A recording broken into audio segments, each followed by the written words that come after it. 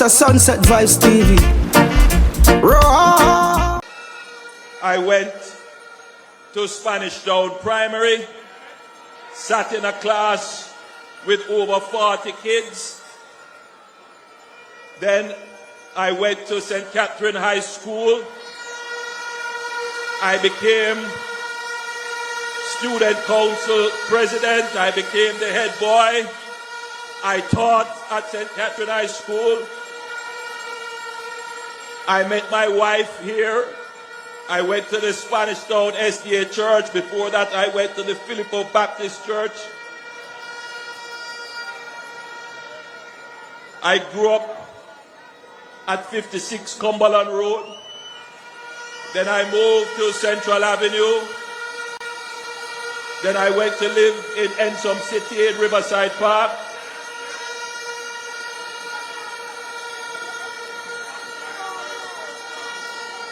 This place means a lot to me.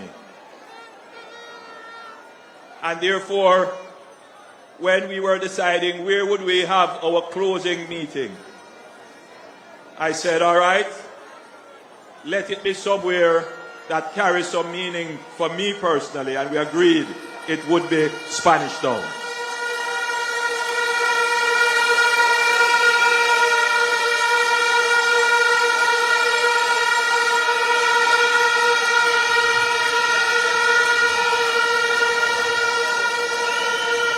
As supporters of the Jamaica Labour Party, and indeed all well-thinking Jamaicans, can reflect on our campaign and say that the Jamaica Labour Party probably ran the best political campaign in the history of Jamaica.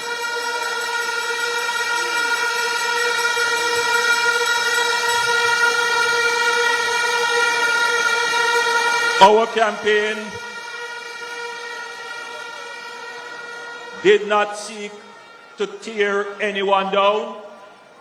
Our campaign did not rely on lies and rumors and falsehoods. Our campaign focused on the things that mattered to you, and we maintained our focus on that. Our campaign was edifying, uplifting, enriching. Our campaign demonstrated what we want for Jamaica. We want to uplift and build Jamaica.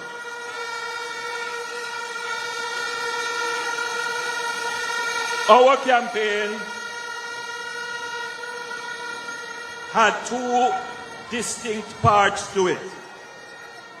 The first part of our campaign was on achievements. We ran almost 8 weeks of campaign wholly and solely on what we achieved as a government. No other government of Jamaica was able to ever do that. This Jamaica Labour Party government is the first government of this country that could come to the population and lay out unchallenged achievements. If you notice, the PNP, the detractors and the critics could not contest any of the achievements we placed, the 200 and other achievements we placed in our achievement books. That was not in contest. Nobody challenged that. So if it is that governments must be decided on merit and performance, if that were it, then the Jamaica Labour Party would have already won the elections, because we have placed in the public domain a resume of achievements that is unchallenged and uncontested. First in the history of the country. We are not saying that we are a perfect government. We are not saying that we achieved everything. But the difficult things that you thought unachievable, the difficult things that you considered as intractable, we took them on and we delivered results. In 2016, I stood at a meeting in St. James, just outside of where we now have the Zozo in Mount Salem. And I made a presentation. I said, I want Jamaicans to be able to sleep with their windows and doors open. And people ridiculed the statement. They ridiculed the statement.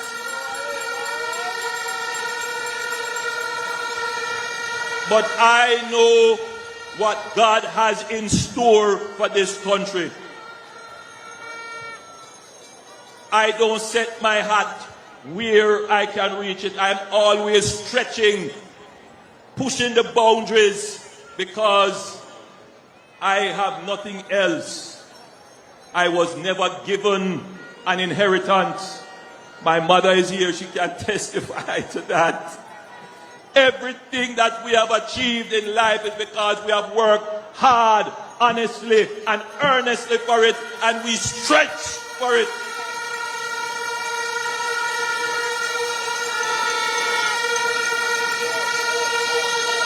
And it is the ambition to achieve peace in Jamaica why I made that statement, that ambitious statement that Jamaicans must have peace so we can sleep with our windows and doors open. And by God, we are going to achieve it in this country. We are going to achieve it.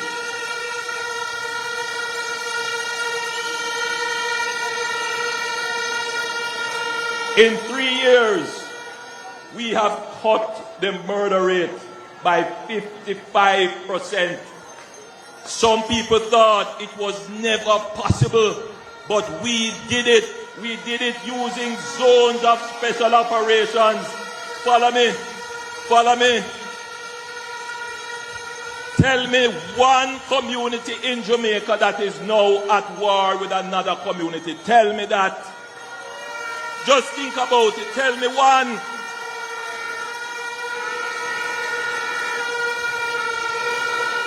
We used states of public emergency. We invested over $90 billion in the capital budget of the security forces of Jamaica. We improved investigation, improved intelligence, improved operations of our security forces. And so today, Jamaica is moving in the right direction towards peace.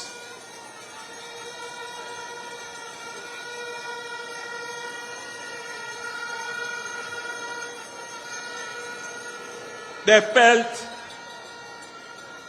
that Jamaica would never ever reduce its debt. We cut the debt in half. They felt that we would always have high unemployment. Unemployment is now down to 3.3%. They felt that they will always have to be burdening the people with taxes. We presented 10 budgets with no net new taxes in this country.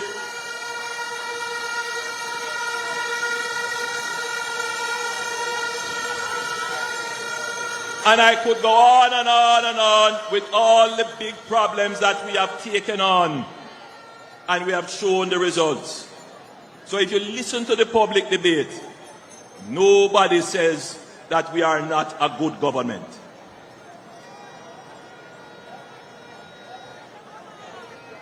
Scour all the commentary. Nobody says that this is not a good government. It is not just that we have been able to deliver, but we are also a stable government. 9 years and no problems in our administration. Stable government.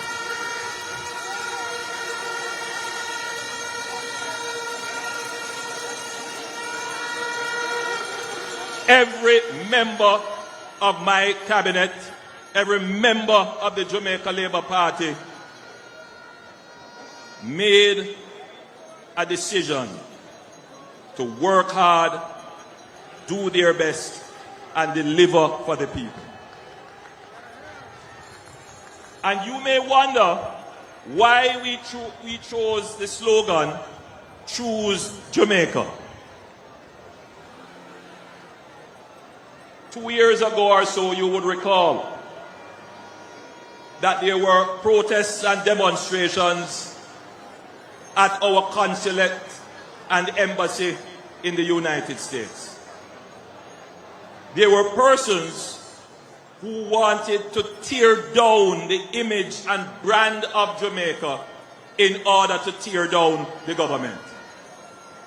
There were persons whose sole ambition was to get power at any cost, including tearing down Jamaica. Some persons call me and they say, Prime Minister, we want to go there and demonstrate. Help us to get some shirts so we can put on our GLP shirts and go there. And I said to them, no, this is not a fight. We must not go there and embarrass our country and contribute to the falsehoods. No. And one of them said to me, all right, Prime Minister, I see what you're saying. You are choosing Jamaica.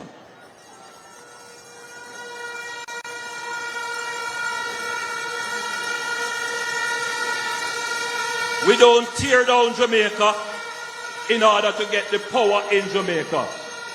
For the Jamaica Labour Party, our mathematics is that we must build up Jamaica and the people will give us the authority to continue to build up Jamaica. And that is why I choose Jamaica. And I ask all of you here, I ask all Jamaica, make the choice for Jamaica. Choose Jamaica.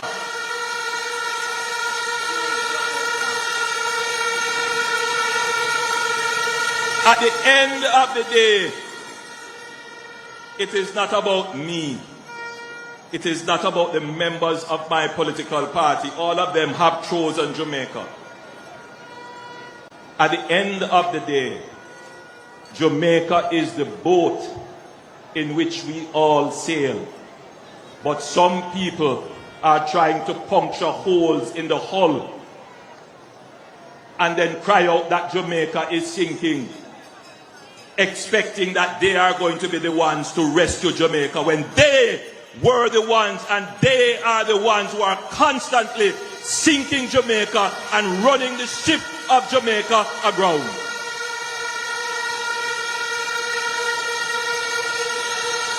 They ran aground in the 70s. They ran aground with Finsack, and when they came back in 2011 to 2015, they ran aground again. We must never allow them to take us off the course on which we are now. We must never allow them to change the direction in which we are heading, the direction of peace and prosperity for everyone. So, there's no question about our performance and the direction of the country. But elections are also about what is to come. What will the new term of the administration look like? And I will say this to you. When the rum tell a certain man he's a big dancer,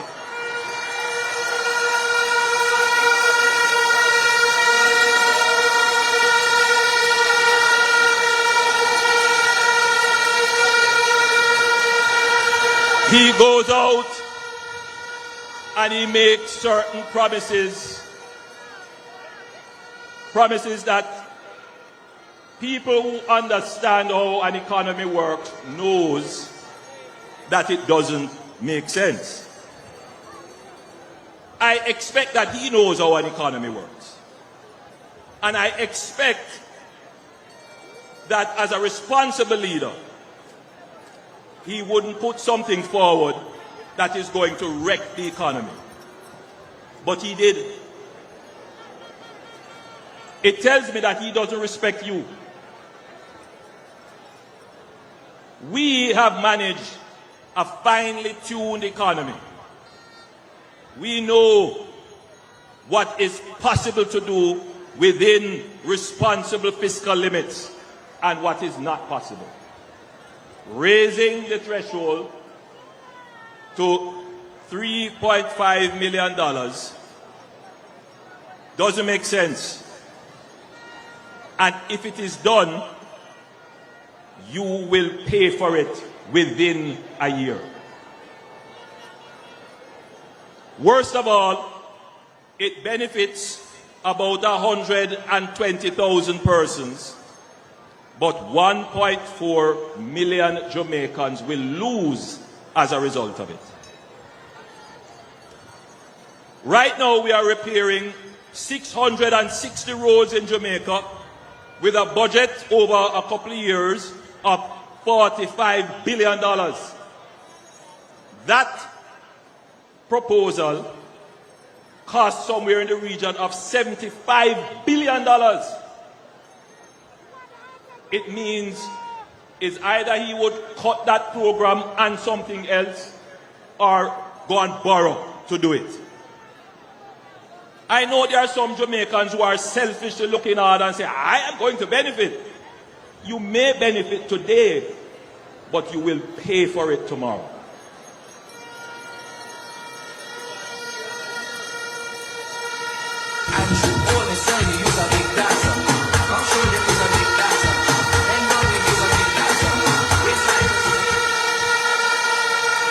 Now,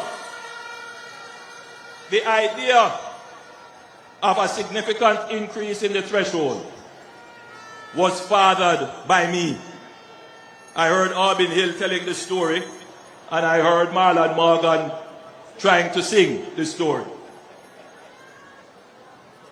It's my picnic. This man a run come and try to take up the picnic.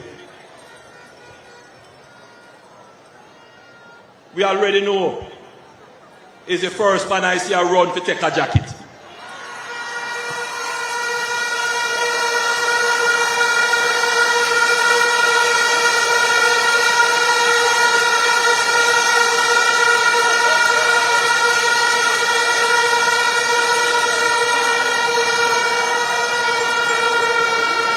Listen to me carefully, because I know there are some Jamaicans who are looking at it because they really don't understand it. Our proposal increases the threshold gradually. So you are going to get there without any cost to you or anyone else. But our proposal is a little bit more equitable as well.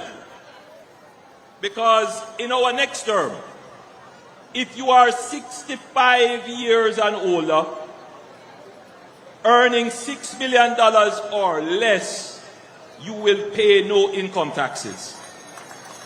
And I'm appealing now and speaking to our senior citizens and our elders who didn't benefit from 1.5, who didn't benefit from the subsequent increases. During COVID, they had a difficult time they had to stay in, and it has been really difficult for them. And if we are a fair society, isn't it fairer to give them the benefit? Yes, and that costs nowhere near what the Romed proposal is.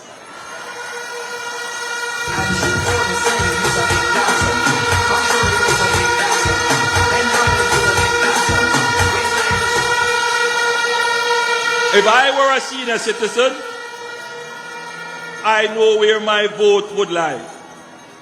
And as we are on senior citizens and pension income, The Jamaica Labour Party has increased payments to public sector workers by over $200 billion over the last 4 years.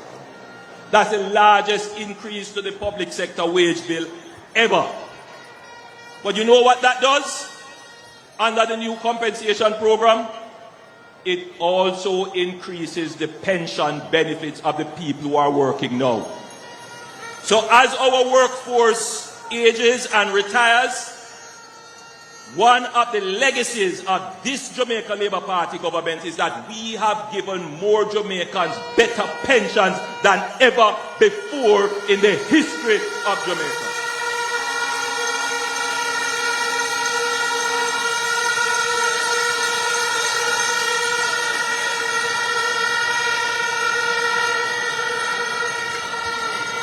So you can see that in our next term, we are building a fairer society, a more equitable society, and we are taking care of our seniors. In our next term, we will reduce the base income tax rate from 25 to 15, and we will introduce a more progressive system. So everybody will pay less taxes relatively.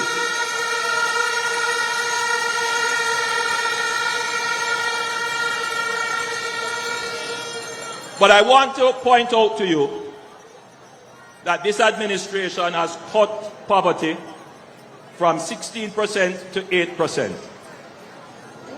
Cut poverty. And largely that has happened because our administration has tripled.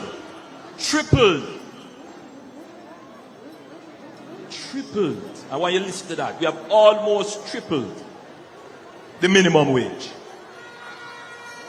And I've heard the cries of Jamaicans. I was campaigning in Central Kingston during the local government election in 2024. I'll never forget it. A young lady came up to me and she said, Prime Minister, why you increase the minimum wage? We had just increased the minimum wage the year before, and she said, Prime Minister, no, you have to increase the minimum wage again. And we went back and we looked at it. And at that point, we concluded, and I'm saying this tonight because of the very important announcement. Jamaica will move to a livable wage system. In the next term, Jamaica will move to a livable wage system, and we will do it in a way that will not affect business or affect the economy. We have looked at a path to doing it, and we have worked out how it will be done. The livable wage, simply, is what the average person needs to survive for rent, utilities, education, food, and emergencies.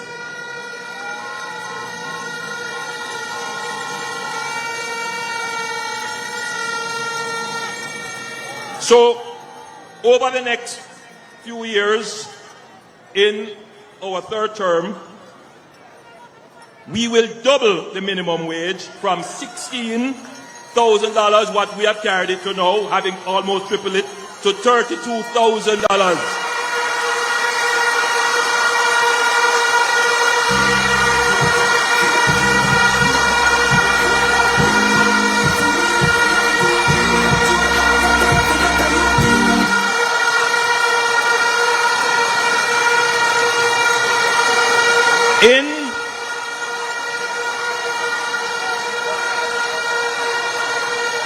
In our first budget, the minimum wage will move from $16,000 to $18,500, and then gradually after that for the next few years.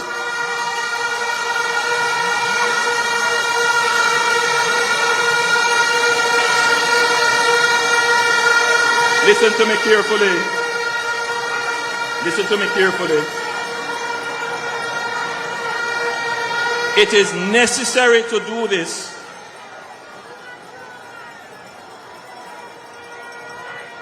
It is necessary to do this, and I want I want all Jamaicans to appreciate how our economy has changed. Yes, it's important for quality of life, but here's a big problem.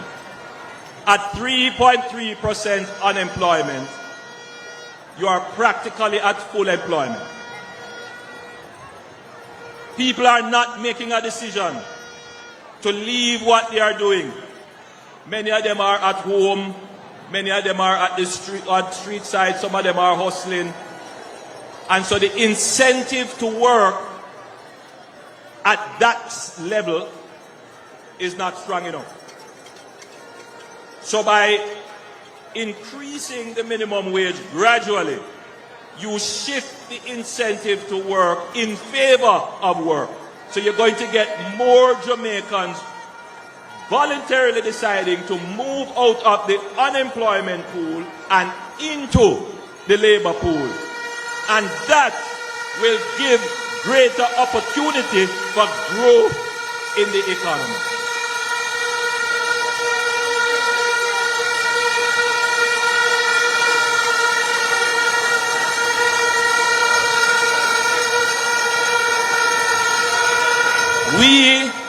Listen to me carefully, people. In the last 9 years, we have spent the time building a finely tuned economic engine. Finely tuned, finely balanced. You can't make any big swing. Everything you do, you have to plan it out over a period of time. And that is how we have managed to keep everything stable without asking you to pay any more taxes. And in fact, we have given back taxes to you. We are now giving the solidarity program. We have given a lot of increases in the minimum wage. And now the big thing is that Jamaica will move towards a livable wage. That is what you can expect in the third term of the Jamaica Labour Party. We are the party that move poor people from poverty to prosperity. We love the poor, but we hate poverty.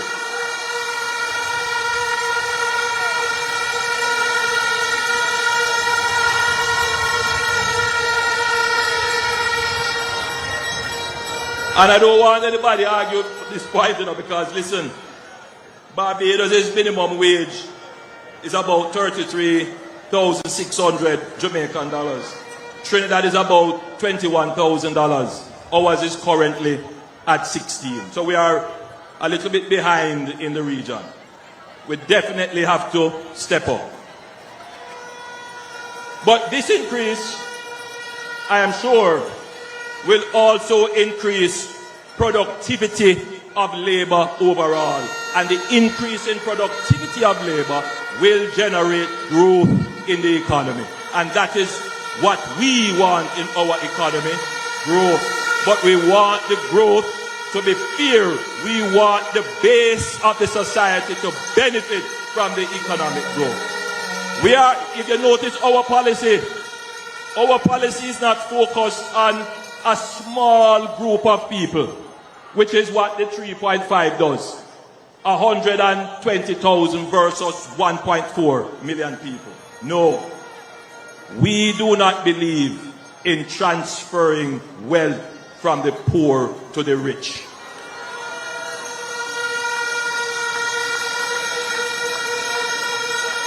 The last transfer of wealth from the poor to the rich was FinSAC. And the man who is seeking to represent this country now was the chief architect of the advice that created FinSAC. And he benefited from FinSAC.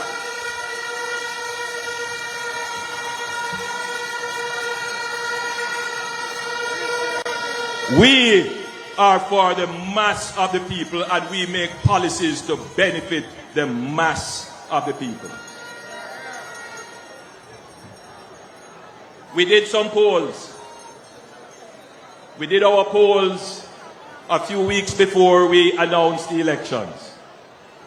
We polled 23 seats. We interviewed over 25,000 Jamaicans. 25,000. Not like them little pole where you say them do 1,000 or 1,000. And then talk about margin of error. The margin of error on our pole is very small.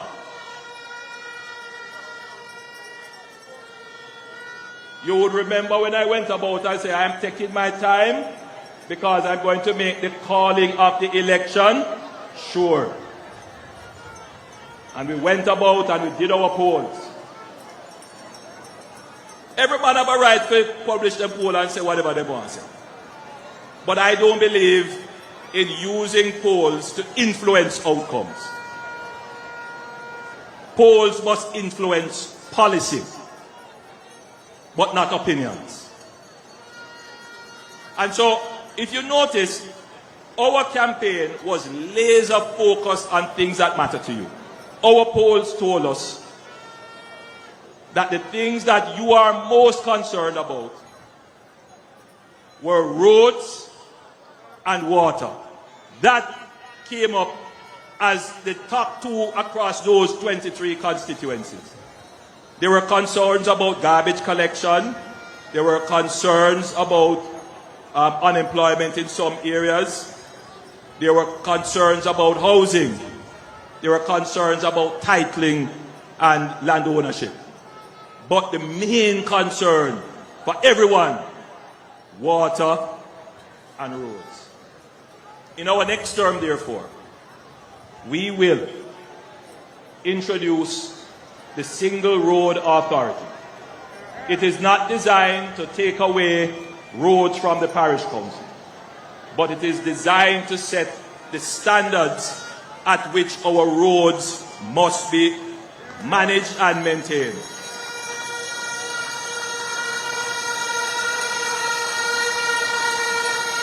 For the first time, we will establish an engineered maintenance schedule for our roads, which we will back fiscally, meaning that we will place funds to match the engineered schedule for our roads. Therefore, as we build a road, we have a maintenance schedule for which there is a budget. So as soon as a crack appears, we will be able to patch and stabilize so that that crack does not become a pothole.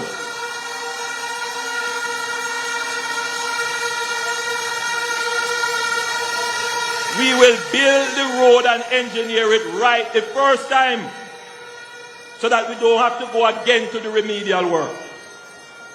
Jamaica will have a modern system to manage its roads, which will mean that the prosperity you feel when you drive on the highway, when you come off the highway, that prosperity will take you to your doorstep. That carpet will come to your doorstep. So I say to all Jamaicans, especially in the rural areas, as I have traveled on your roads and I have seen them, and you come out and say, I love your Prime Minister, but my road, you say my road. Yes, my dear, I see your road, and as your Prime Minister, we are going to do something about it that will last for generations to come. Jamaicans will have good roads to travel on.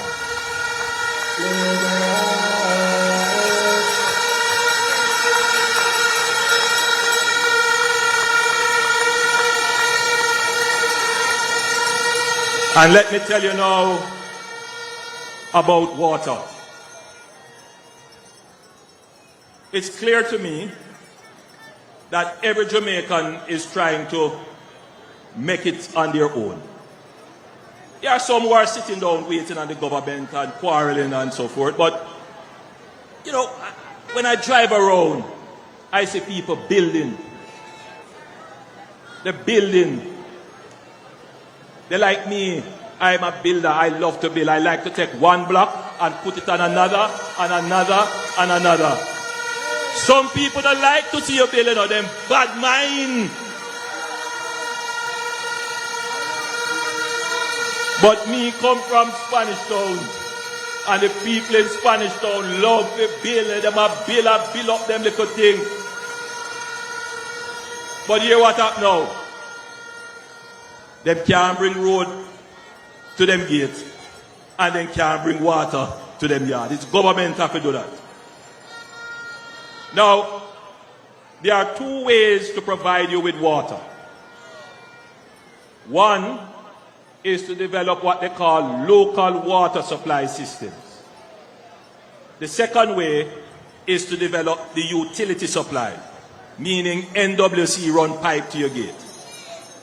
NWC can't run pipe to every gate because you have some community way up in the hills and it's just far and expensive. But with local water supplies, you can create micro dams. They call a little entombment. They can put in the local water supply system, treatment and pumping. And you have a company that is designed to do that called Rural Water. And we are going to increase the budget, as we did in one of the years in our second term, where we increased the budget significantly to almost $1 billion and provide water to over 30,000 communities. We're going to increase that budget and start to develop the local water supply systems so that the communities that are in deep rural Jamaica can have reliable water supply that is not part of the utility system.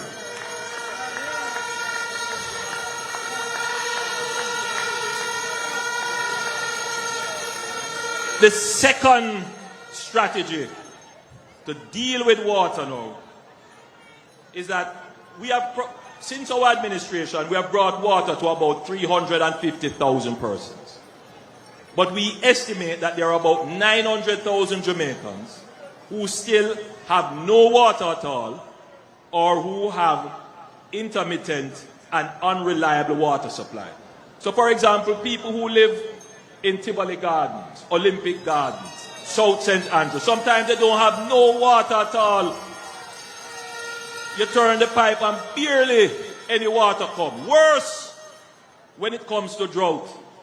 No water in parts of the corporate area. In St. James, no water. Now, how you treat with that? You need to have a massive source of water. And we have started to deal with that. In Mandeville, we have already going the Greater Mandeville Water Supply Project. We are moving millions of gallons of water from St. Elizabeth up Spur Tree into Mandeville. We are going to expand that project in our second term so that all of Manchester can get water.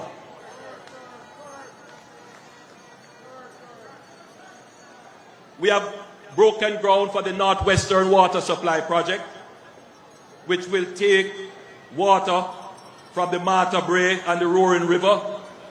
We will improve the main pipelines, and that will supply the corridor starting from Trelawney through to St. James into Hanover and as far as parts of the Grill, to ensure that all of that corridor is properly served with water. But we have another big project that we're working on. It's called the Pumped Hydro Storage Project, where we are going to take water from the sea in Clarendon. We're going to pump it up the hill using solar. We are going to desalinate and keep it stored at a high level. And then we're going to pump it down the hill. It's going to generate electricity and the fresh water for the plains of Clarendon and parts of South Manchester. And it could even go as far as parts of St. Catherine. That project is now being designed, and it will significantly help the water challenges that we have.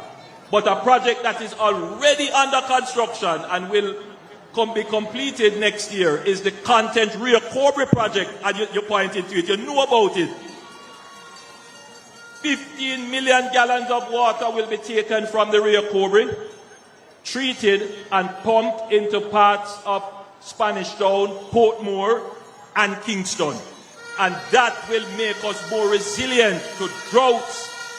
And so all of the communities along that corridor that suffer from intermittent water supply and low pressure, that will be a thing of the past. We are also looking at the Mahogany Vale project in the Blue Mountains to further bring water through to St. Thomas and into Kingston and St. Andrew. So when it comes to the big projects to transform the big things that affect you, it is this government that is making the change. It is this government that has the competence, that has the vision, that has the capability to make the change that is beneficial to you.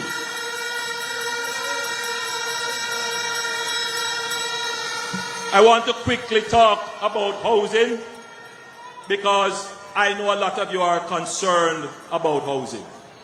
Again, when the rum tell them they are a big dancer, they come with all kind of promises about how they're going to solve the housing problem. Listen to me carefully.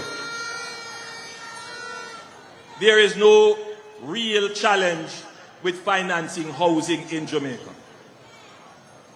The big challenge is in supplying houses in Jamaica, building the house in Jamaica. 90% of the time, it's not a financial problem. Availability of land,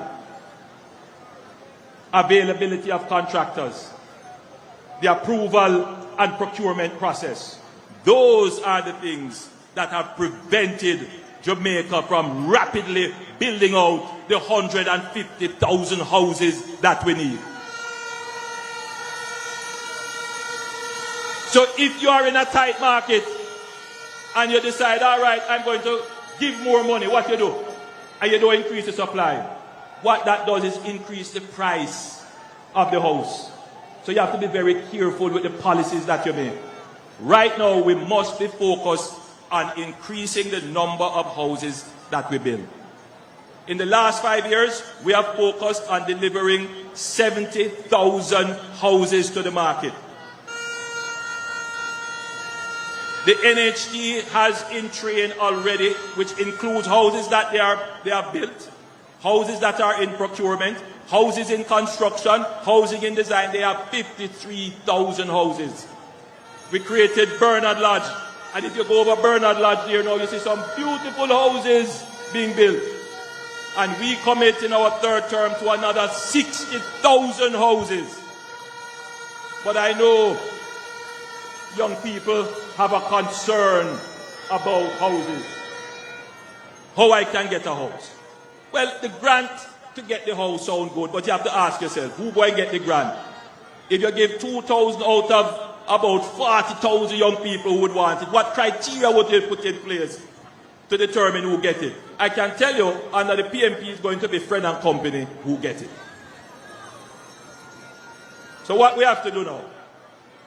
Firstly, we are going to give incentives to the private sector under the urban tax relief, which will incorporate areas in Spanish Town,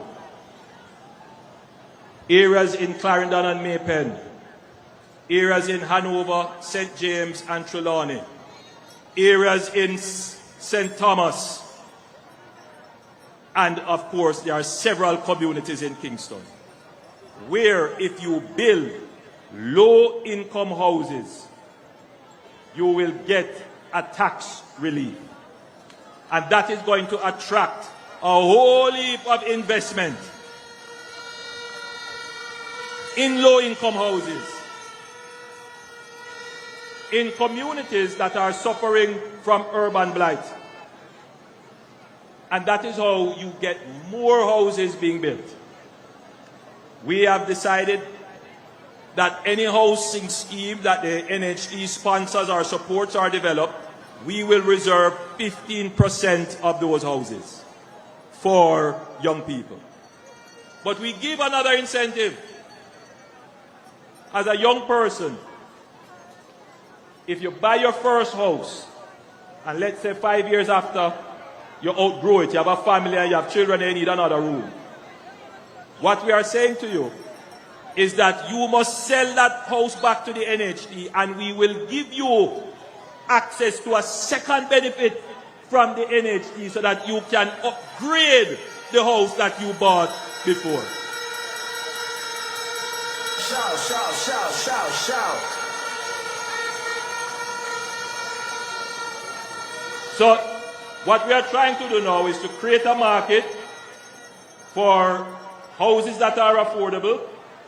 You buy those, you hold it for a little period of time, and then when you're ready to upgrade. So you get your studio, your one bedroom, and when you're ready to upgrade, you don't lose your NHD benefit, providing you sell that back to the NHD. Why?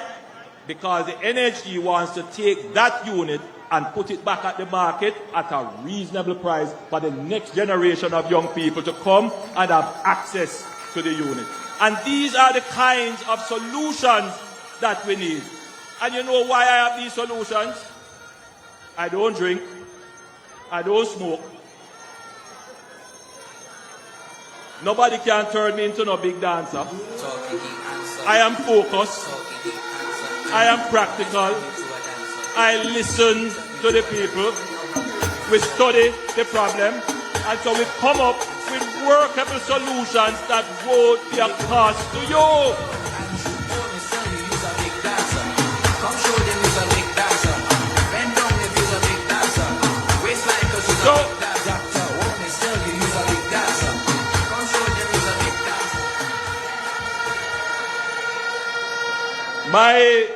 My dream, fellow Jamaicans, my dream is to see Jamaica peaceful. We must achieve peace, and I believe we can do it, and we are on our way to do it.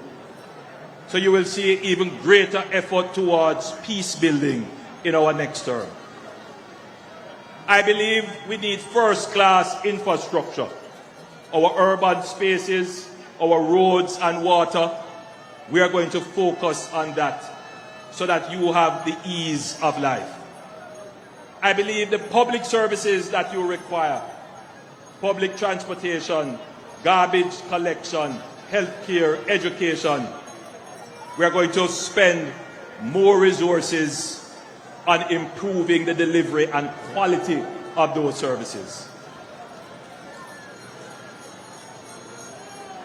But outside of that, I also believe that Jamaica will become the Singapore of the Western Hemisphere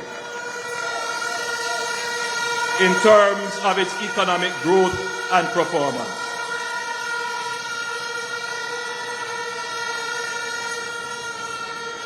When we took over, the GDP per capita was somewhere about 5,500. Today they say it's about 7,500.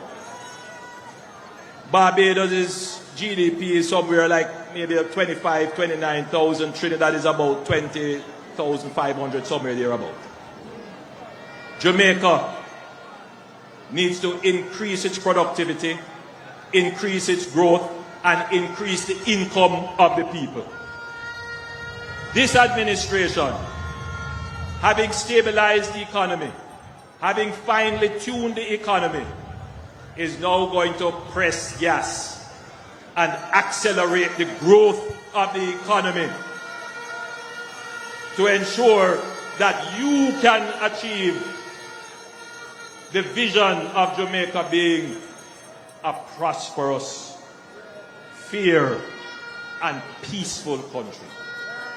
This election, my fellow Jamaicans, is a pivotal one in our history. We can decide to accept a promise, or you can decide to stick with performance and delivery. That's the choice. Promise, performance. I believe the choice is clear. On the 3rd of September, I ask you to make the choice in favor of Jamaica. I ask you to choose Jamaica. Choose the Jamaica Labour Party. Put your X beside the bell. Put your X beside the Jamaica Labour Party, choose prosperity, choose peace, choose progress. God bless you. I love you. And I see you the night of the 3rd as we celebrate our victory for Jamaica. God bless you. Thank you. Traveling mercies as you go home.